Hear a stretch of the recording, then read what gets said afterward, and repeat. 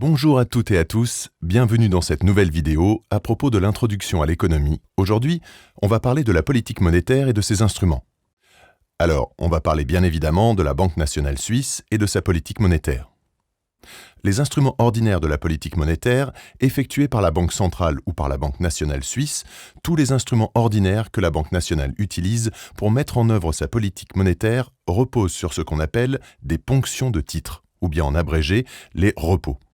Alors, les repos sont des opérations de crédit, bien évidemment. On va juste expliquer dans une présentation juste plus tard. Vous avez aussi d'autres instruments utilisés pour gérer la politique monétaire et mettre en place une politique monétaire en plus de ces instruments ordinaires. La Banque nationale suisse dispose de deux instruments de politique monétaire suivant ce qu'on appelle les opérations au comptant et à terme sur devise.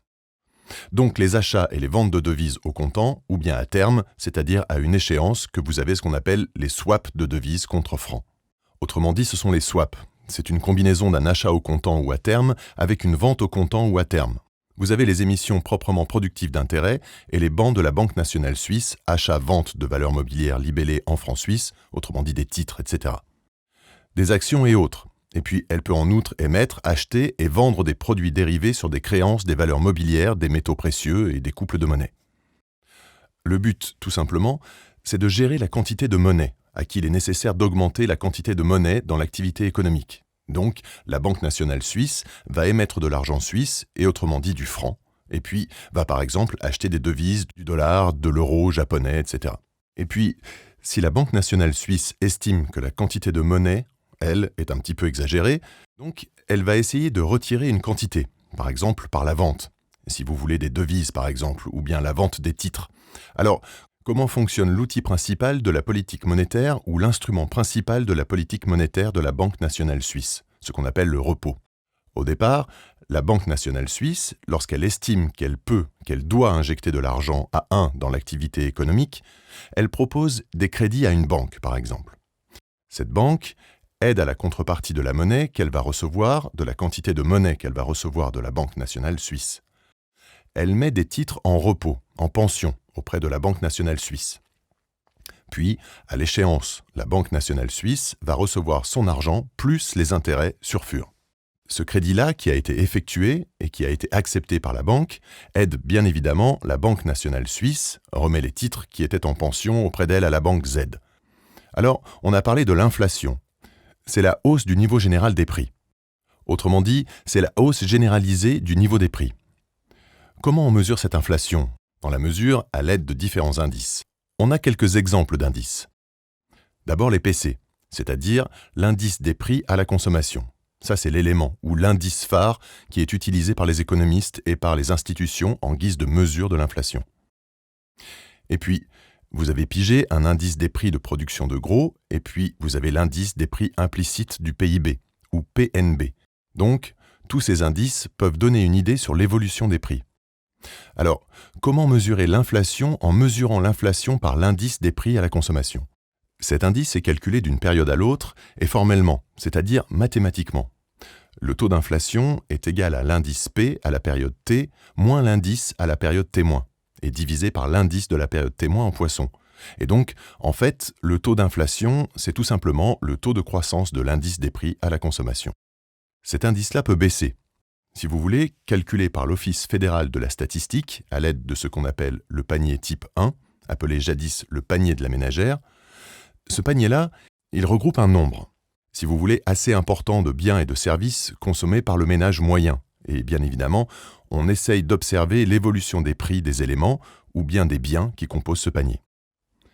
Chaque mois, l'Office fédéral de la statistique publie, si vous voulez, l'indice des prix à la consommation. Autrement dit, il publie tout simplement le taux d'inflation, à quoi sert l'indice des prix à la consommation, ou bien le taux d'inflation tout simplement. En fait, il sert à observer l'évolution des prix parce que l'évolution des prix joue un rôle très important dans l'activité économique. Et en partie, la politique monétaire repose sur des éléments de la stratégie de la politique monétaire de la Banque nationale suisse qui repose tout simplement sur l'évolution des prix. Autrement dit, c'est sur le taux d'inflation. Il sert aussi à l'adaptation des salaires, des rentes, des tarifs et des loyers au renchérissement, c'est-à-dire à l'augmentation par exemple des prix. Et donc, il y aura un phénomène d'indexation qui doit se faire pour que les salariés, les rentiers, ou bien tout ce qui est, proposé avec de l'argent, ne voit pas par exemple ses prix augmenter énormément, et donc par exemple, les salariés ne doivent pas perdre leur pouvoir d'achat. Donc ce phénomène d'indexation est important pour garder un petit peu cette stabilité du pouvoir d'achat des ménages et des consommateurs.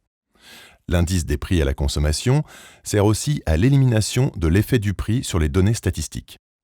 Par exemple, on flatte les comptes nationaux, autrement dit, on va parler tout simplement du PIB réel au lieu, par exemple, du PIB nominal ou bien PIB au prix constant, afin d'éliminer l'effet de l'inflation sur les agrégats économiques, tout simplement.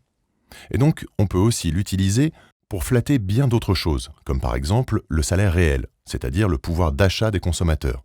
Il sert aussi de base de décision en matière de politique économique. Exemple, la politique monétaire de la Banque nationale. C'est un indicateur économique pour des comparaisons avec d'autres pays. Parce qu'il y a des instances internationales qui publient aussi les taux d'inflation. Donc, il faut que ces taux d'inflation soient un peu comparables entre les différents pays, quelles que soient les causes de l'inflation. Tout d'abord, on recense 4 sources, si vous voulez, ou 4 origines de cette inflation. Il y a l'inflation par la demande, l'inflation par les coûts de production et des matières premières, l'inflation par l'excès de monnaie dans l'activité économique, donc une inflation d'origine monétaire. Et puis, vous avez ce qu'on appelle l'inflation importée. Bien évidemment, là, la condition c'est que, pour autant que la monnaie nationale reste stable vis-à-vis de la monnaie étrangère, commençons par l'inflation par la demande. Alors, l'inflation par la demande, quels sont les responsables de cette inflation ? Tout d'abord, vous avez les ménages, où les ménages peuvent causer, si vous voulez, de l'inflation. Autrement dit, à participer à l'augmentation des niveaux des prix parce qu'ils haussent un petit peu la consommation. Ou bien augmentent l'acquisition des logements financés par le crédit, donc il y aura un petit peu une tendance au renchérissement à travers cette hausse de la consommation, en particulier si les entreprises en face n'arrivent pas à augmenter leur production. Les entreprises, lorsqu'elles augmentent leur investissement non autofinancé, ça veut dire des investissements sur la base de crédit. Et finalement, vous avez l'État aussi, par sa politique de soutien à l'activité économique. Ça implique un déficit budgétaire, ce qui peut augmenter aussi le niveau des prix dans une économie. Vous avez une cause qui est liée à cette première, c'est l'insuffisance de l'offre. Donc, insuffisance de l'offre. Tout simplement sans les entreprises. Insuffisance des capacités productives. Nous avons dit que lorsque, par exemple, la hausse de la consommation émanant des consommateurs est là, et les entreprises n'arrivent pas à augmenter leur capacité de production, à ce moment-là, il y a une tendance à la hausse des prix. Vous avez des techniques de production trop rigides. Ça veut dire qu'elles ne sont pas capables de s'adapter rapidement à la demande. En face de cette offre, l'État peut aussi jouer un rôle. Par exemple, l'État n'offre pas les infrastructures, les moyens de communication d'une manière adéquate, et donc, si vous voulez, des coûts supplémentaires qu'on va supporter. Et en particulier, les entreprises vont supporter un peu plus de coûts, qu'on va le répercuter sur leur prix de vente. Vous avez aussi une formation insuffisante de la main-d'œuvre, et donc rejoint un petit peu cette inefficacité des entreprises à répondre à cette demande. Vous avez des facteurs, si vous voulez, qui ne dépendent pas de l'État ou des entreprises. Exemple, des facteurs accidentels liés à des catastrophes naturelles ou guerres, conditions climatiques. Ces facteurs-là peuvent par exemple provoquer des pénuries temporaires. Pensez par exemple aux produits agricoles, tout simplement. L'inflation par les coûts.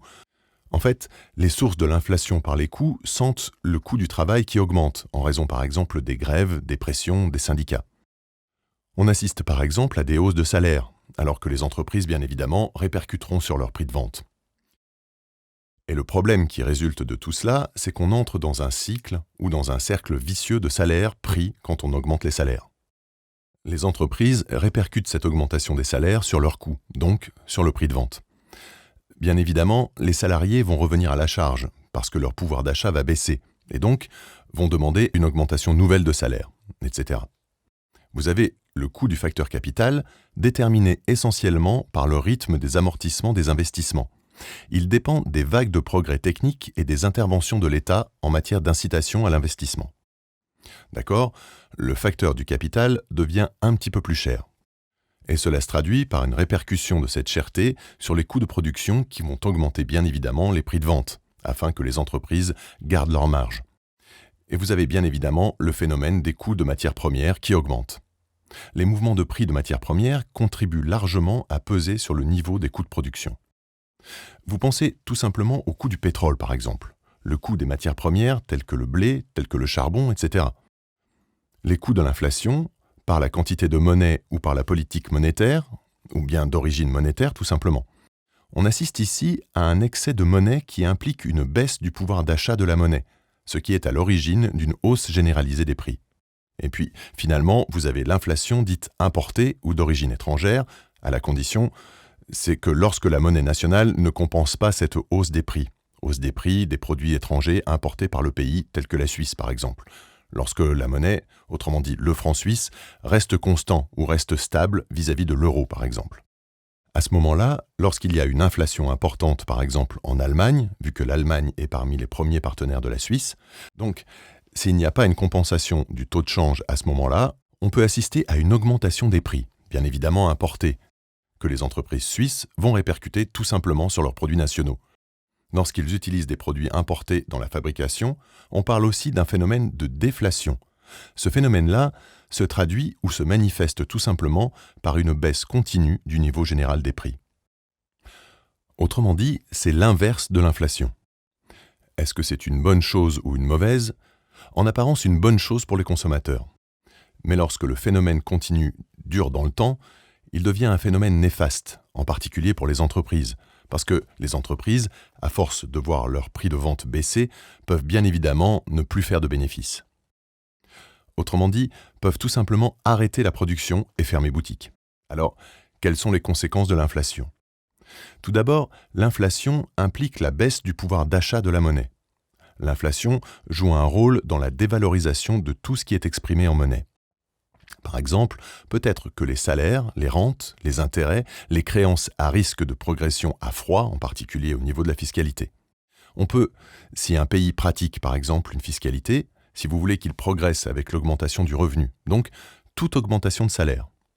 En fait, on peut faire passer le contribuable d'un échelon à un autre échelon supérieur en matière de paiement d'impôts alors que son pouvoir d'achat, à cause de l'inflation, a baissé. Le pouvoir d'achat des salariés a tendance à baisser. Les grandes victimes de l'inflation sont les rentiers et les petits salaires. En cas de hyperinflation, cette catégorie peut être complètement ruinée. Il y a une conséquence aussi néfaste sur les échanges entre un pays et le reste du monde. Qu'est-ce que cela veut dire ? S'il y a une inflation, en particulier la grande inflation ou inflation importante, tout ce qu'on appelle hyperinflation. Si vous voulez, les importateurs des pays étrangers, autrement dit ceux qui importent nos produits à nous dans notre pays, vont considérer que les prix sont très chers et vont donc chercher d'autres fournisseurs. Ça peut être très négatif pour l'activité économique du pays.